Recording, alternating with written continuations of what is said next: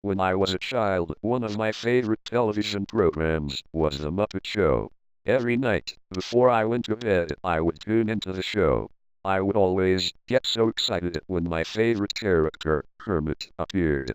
Right after dinner one night, I tuned in to see the green frog that always brought a smile to my face. The show started out normal, with Kermit introducing a special guest star. However, things turned a little strange when Kermit introduced the special guest Satan, and instead of the normal, happy singing, there was no sound at all. Instead, the camera faded into a black and white doorway. As the camera inched closer and closer, I began to hear small bits of white noise. It then cut to a scene of Kermit in front of the standard red theater curtains. There were several things out of place, however, Kermit's head seemed warped and longer than usual. The colors he was composed of were now different and darker. The bricks were also covered with a very bright substance, which seemed to be carelessly spattered about the wall. Kermit did not say anything.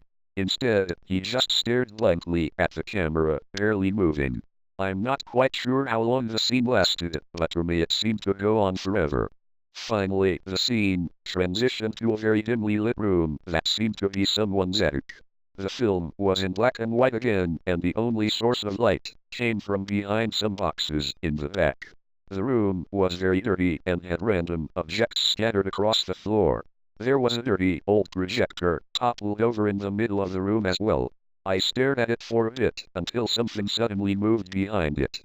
What I saw will haunt me for the rest of my life.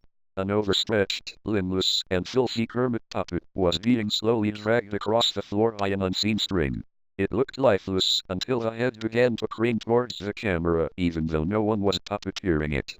It took ages for the poor frog's gaze to finally reach me, but as soon as it did, the program cut to static. I just sat in silence, frozen by fright, and staring at the TV. To this day, I still don't have a clue what happened that night. The Muppet Show will always be one of my favorite television shows, but it'll never be quite the same because of that fateful night.